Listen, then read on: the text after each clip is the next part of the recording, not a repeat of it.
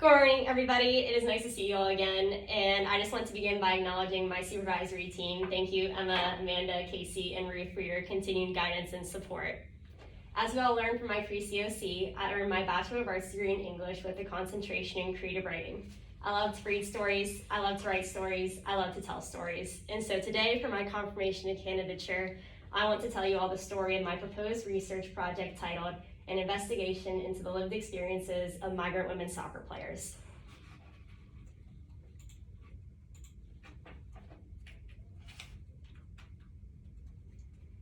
As Adam mentioned, I just want to acknowledge Wurundjeri people and their elders past, present, and emerging, who are the traditional owners on the land on which Swinburne's Australian campuses are located. And I also want to give a special acknowledgement to Melbourne Victory for the contributions made to my research project from some key individuals. To be cliche, a picture is worth 1,000 words, or in the case of my COC document, 12,000 words. The first chapter of this story is the context. I asked a few of my migrant women soccer friends to send me any pictures they had of their experiences while playing professional soccer abroad, and in order to highlight the importance of my study, and this is what they came back to me. The pictures are represented in Australia, Portugal, and Denmark, which shows the transferability of my research. The pictures my friends sent me are a clear illustration of just a few reasons why my study is important. And for time purposes, I will speak on just 3 key themes from these images: quality of living, safety, and transportation. First, quality of living. In the top left corner of your screen, you can see a broken curtain rod dangling from the ceiling. Moving across the top row of pictures, you see a couch that has 2 slabs of wood put together, and then a shower with no separation from the toilet, which is meant to be shared by 3 players. The last picture on the top row are 2 beds side by side in what barely constitutes as a room fit for 1 person, let alone 2. The bottom left image is a picture that would make any migrant player flying thousands of miles from their home feel welcome, which is a bed in the corner of the living room in an apartment shared by 3 players. In sending their pictures to me, one of my friends told me that their apartment had broken bed slats, a moldy kettle, moldy shower, old food left over in the refrigerator when they moved in, and bed sheets which had stains and hair on them. From questionable living arrangements, we move into player safety. A coach at a soccer club owned and rented out their apartment to non-athletes who had no affiliation to the club. An English-speaking player moved into this apartment and was living with 3 other individuals, 2 men, 1 woman, and no one was fluent in English. The middle picture on the bottom row was her apartment and her room in this apartment. And finally, onto transportation, which overlaps with player safety. The map in the final picture might look familiar. A friend living and playing soccer in Melbourne would bike to and from practice in the evenings, 9.3 kilometers there and 9.3 kilometers back, in the dark, uphill, after training.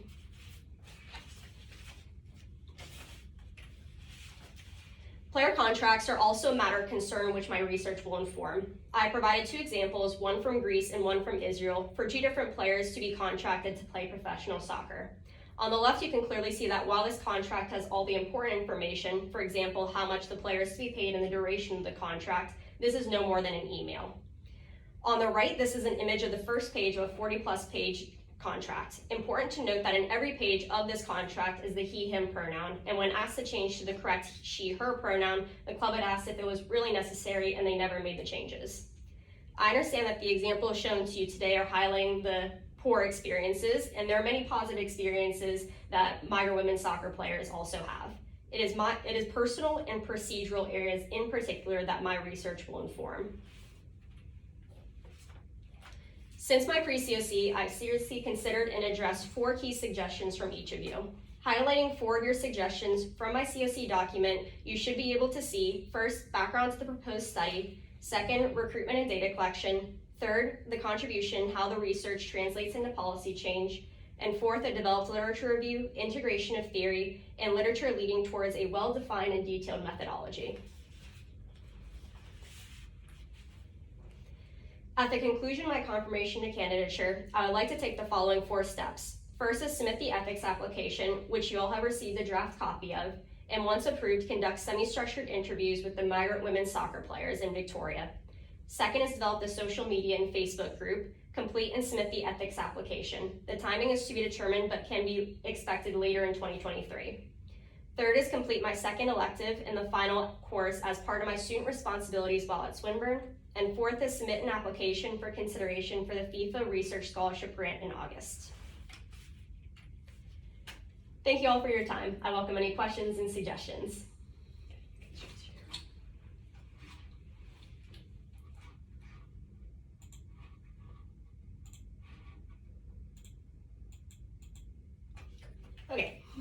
Okay, thank you.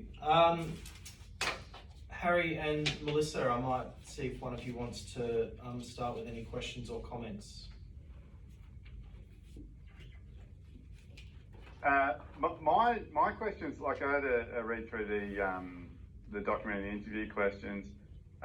It's pretty thorough. Like mine was more inquisitive, questions regarding adding more questions to the interviews potentially. But it was really thorough and it was a good read. And I just can't believe that just the examples that Sarah was showing then, just the lack of sort of professionalism, I guess, on the part of some of those clubs. And if I was a player, I know you're obviously desperate to play, but I'd be like, I'm not playing for that club. No, it was really good. I literally, I guess some of the basic questions, how many players in general do you think you're going to interview? And other than, well, that's probably my first question to start with. How many do you think and need to interview? Yeah, so I did have a slide. I don't know if I can go back to it, but it was just, okay. We'll pop it up on the screen, yeah.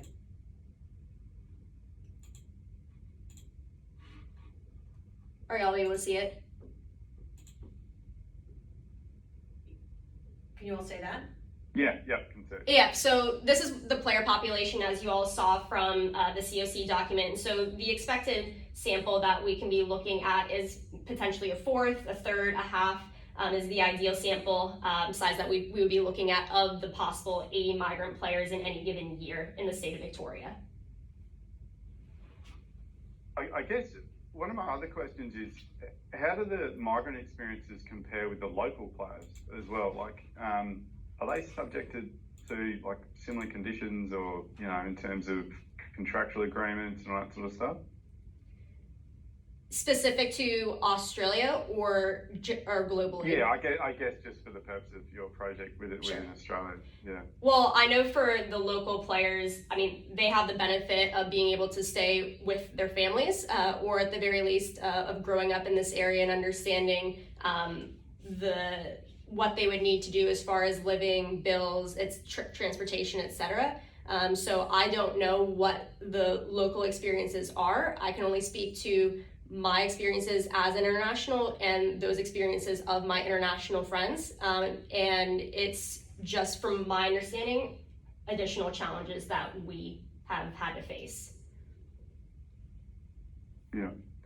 And I guess potentially, given you got access to Melbourne Victory, even a cross comparison with their male counterparts, I'm assuming they get far better treatment and privileges.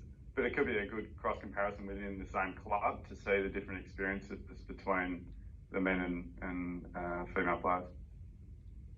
That is something that I have considered, not necessarily specific to Melbourne Victory, but at least I don't know if it's something that I want to explore within this thesis, or if it's something of a project at a later point in time, but just the comparisons and between the men's and the women's and what support or additional supports and additional financial capacity these clubs have to be able to help with the integration for players. There are my only questions at the moment. I might have a couple more. I've just jotted some stuff down, but I might let Melissa, she's got any questions? Thank you. I'd like to second that it was a very well-written and thorough document, so thank you for the attention and just the overall research skills that you showed in that document. What I would point out, though, is that your presentation just now told me about the why. It really grabbed me and told me why this is an important thing to study. In your COC document, I didn't see that as much. Even if you look at the title, it's like migrants' experiences, but it's like I feel like I'm missing a word. I'm missing the so what of the migrants' experiences. And of course, I know from your presentation and from your pre-COC, I do think it actually came through a little stronger in your pre-COC just from memory.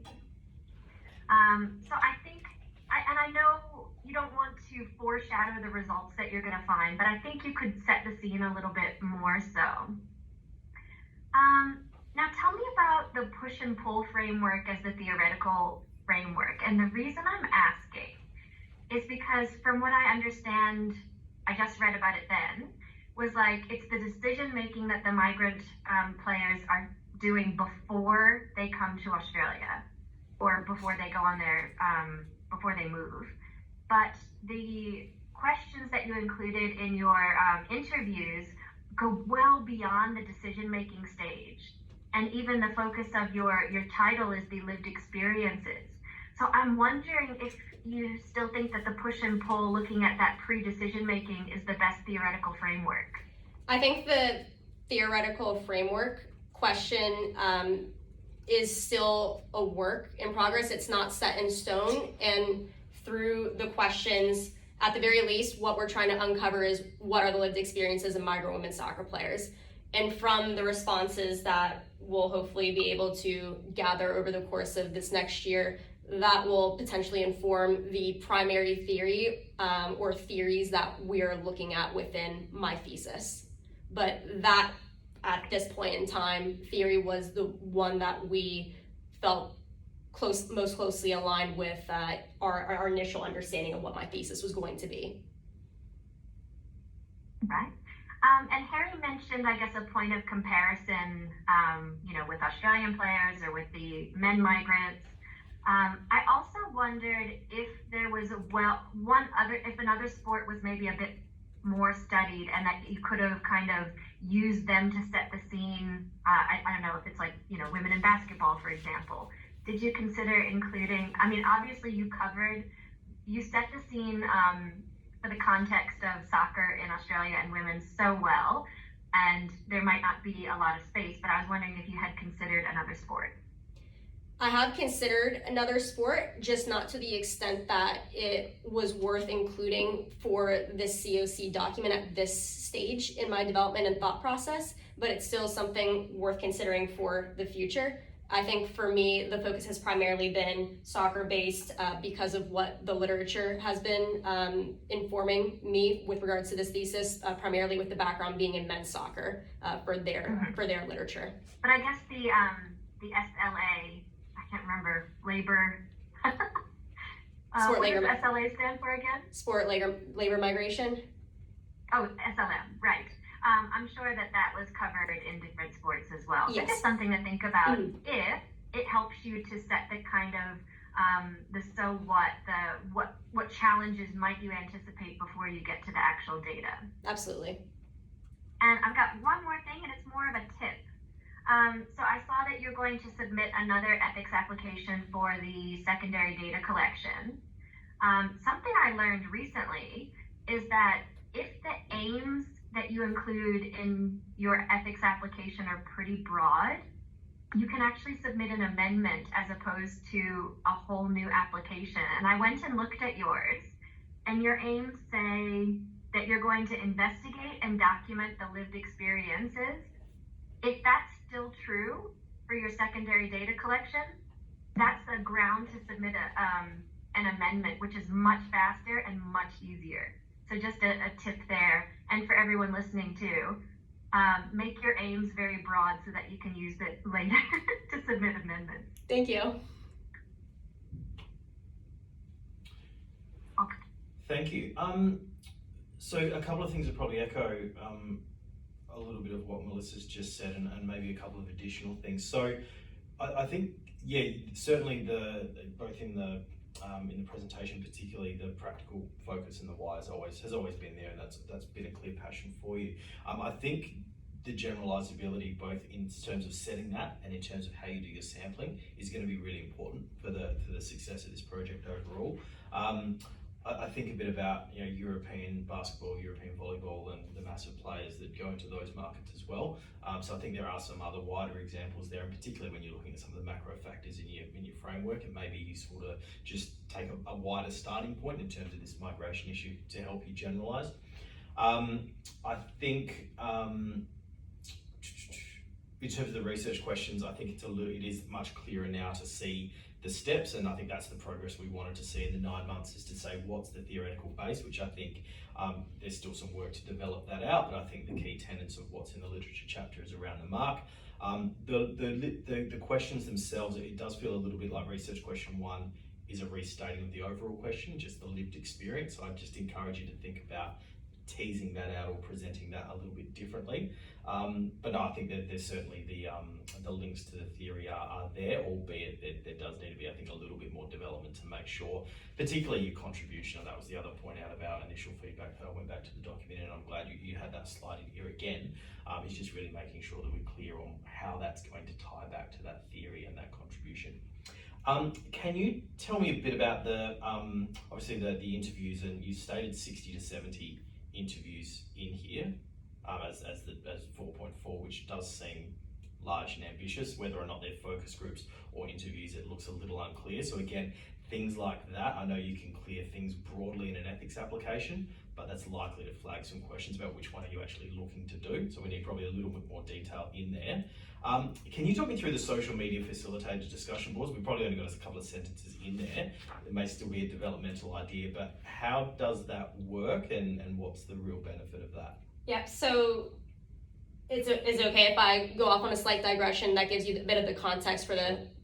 Okay, so when I went back to America, I had a chat with a couple of my migrant women's soccer friends, and just talking about supports that, their experiences, but also things that could have helped them when they moved to a new country. And one of the things that was a recurring theme is we came back to this idea of, what if we had a Facebook group, or what if we had some sort of social media group? What if there was a way to connect us with other people in the countries that we were living in that were players just like us, so that we can ask questions such as, what cell phone plan do I use? Does anybody, if you're in Iceland, you want to go to the Blue Lagoon this weekend? So things like that, to be able to help in a long-term way, because I want whatever I do within my thesis, I don't want it to just be words that I put on a page that's used in an academic setting. Like, I'm also thinking long-term, and also just thinking about me and what I want to do with my own career. And so to me, I see this Facebook group as being a pilot, but a small stepping stone for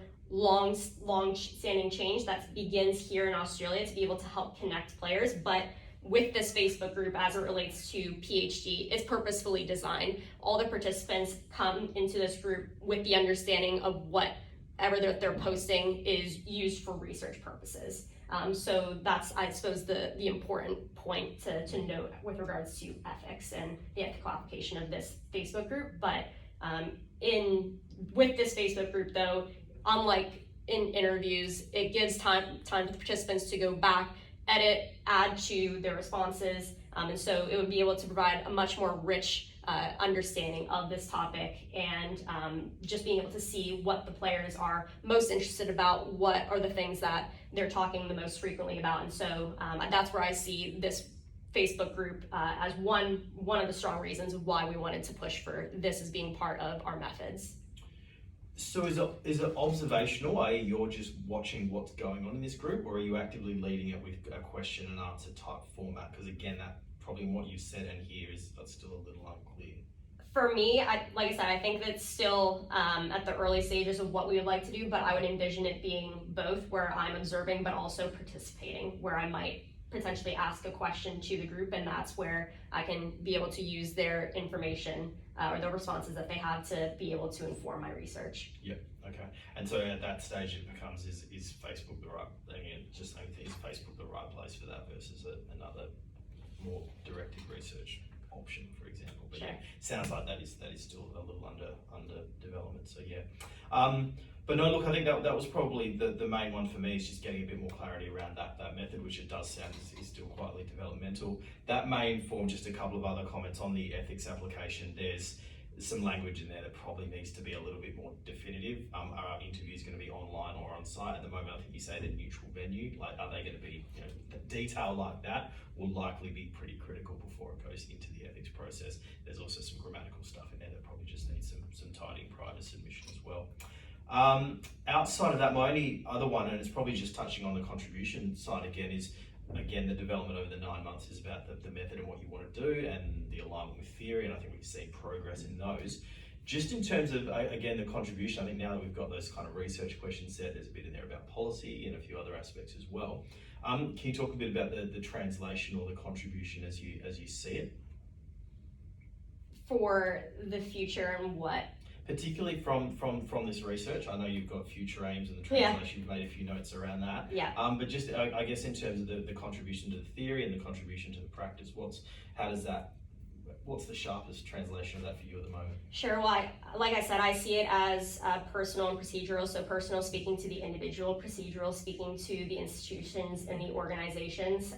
From what I've gathered thus far, I'm in a football law course, and for the lawyers that are on board, these are lawyers of FIFA and representative of FIFA, and from what they've been saying, there's a huge need when it comes to regulatory reform within women's sports, and women's soccer in particular is what we're talking about. And so the idea being is that everything that's in place currently is like on the back of men's sports, men's soccer, and just because it worked for the men doesn't mean that it's working for the women. So these are the conversations that they're having at this level right now, and that's where I see I'm on the ground floor of that, and being able to use my research and use these experiences that the players are willing to share and describe and talk about, and being able to say this is how we can inform future policy in this space as it relates to again, player contracts, living standards, standards of the clubs, and as clubs are becoming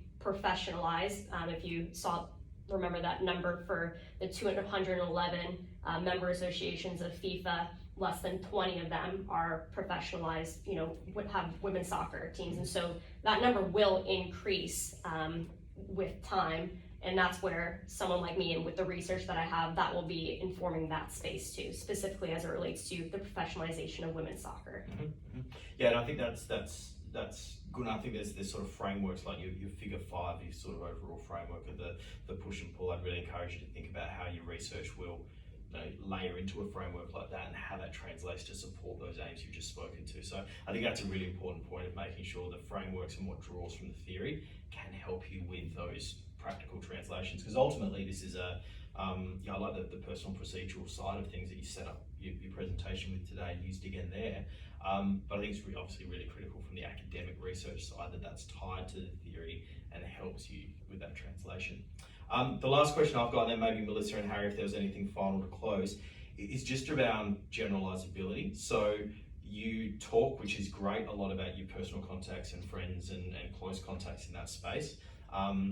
And then there's tenets in your method about autoethnography and aspects like that, which I understand is aligned with that. Essentially, are you, and how will you seek to ensure that you've got generalizability across this Victorian migrant population? With have you got sampling processes in mind or an approach in mind to ensure that you've got a wide representation of people within what the sample that you want to use for your research?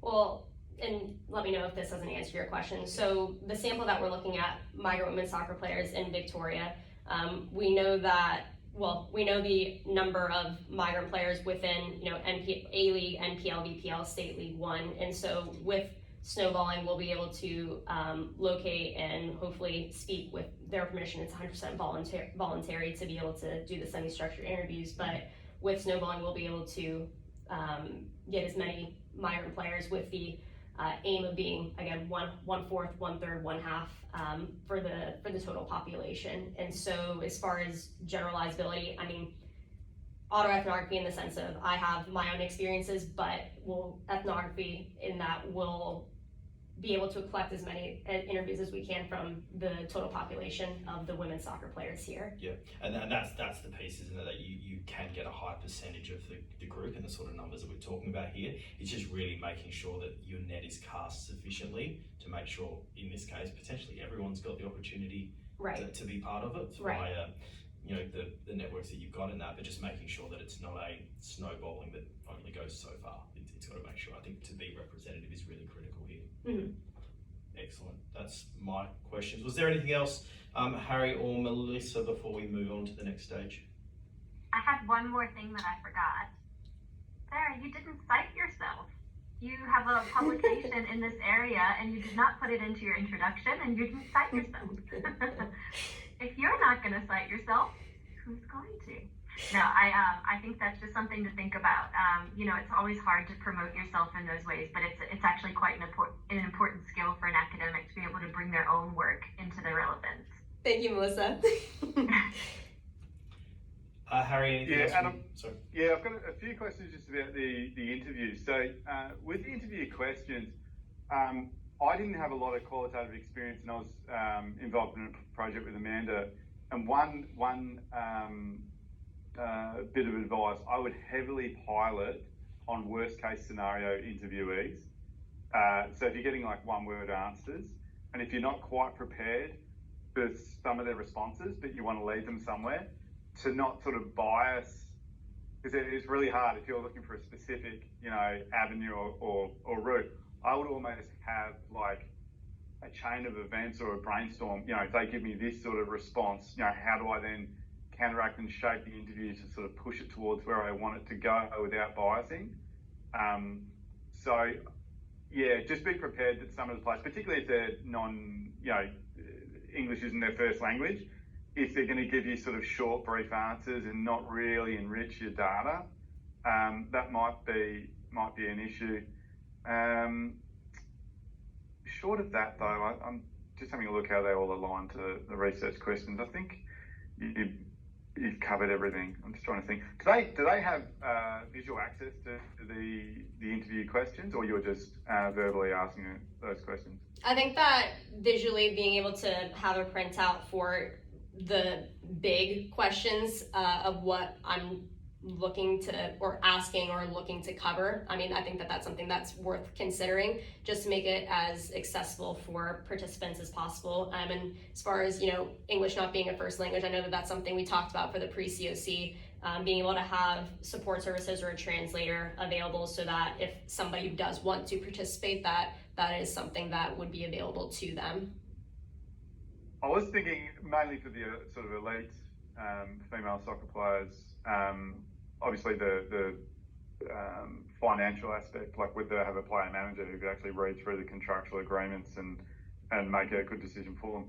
Is there a particular question? I saw question 3 sort of touches on social, family, financial. Is there any way you can extrapolate things like that from the question? Because I think that'd be, in terms of whether they agree or accept a particular, playing for a club, that would be a fairly heavily influencing factor. Whereas I think someone who is of lower socioeconomic status could be exploited to a sort of greater degree if there's no one sort of there to sort of go through a contractual agreement and sort of tweak it out. Question 3 probably sort of touches on that to some degree. But I think the interview questions are fine. Yeah, I'm just trying to think if there's anything that could be tweaked or added.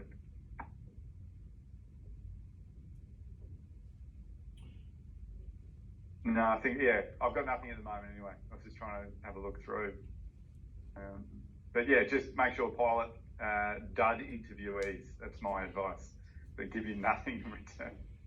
We might be able to get one of our PhD students to be a difficult interviewee excellent. Excellent. Hey, we might, if there's nothing else, we might move on to the next component. We'll thank the observers in the room. Will now leave us. We'll stop the recording now as well. Thank you, Liv and Paul, for attending. Sarah, I'll ask you to make your way out.